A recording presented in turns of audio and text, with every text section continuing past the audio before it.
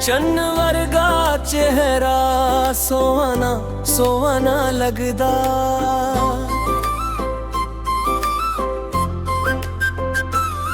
जदों हस के वेखी मौसम भी सजदा।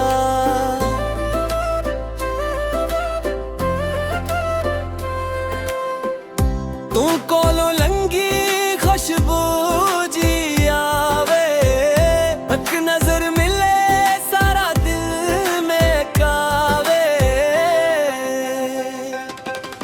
आजा मेरे कोल दो गल्लां कर जा, कुछ ना के हावी बस नाल बहा जा।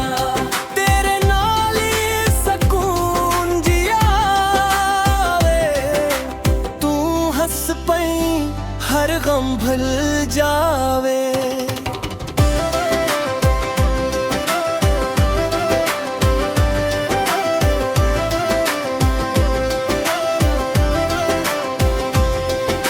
शामा रंगीनी रातां भी प्यारियां, गलियां सुनसान नहीं यादां ने सारियां। चन्न चुड़दा वेखां एक आस जगदी।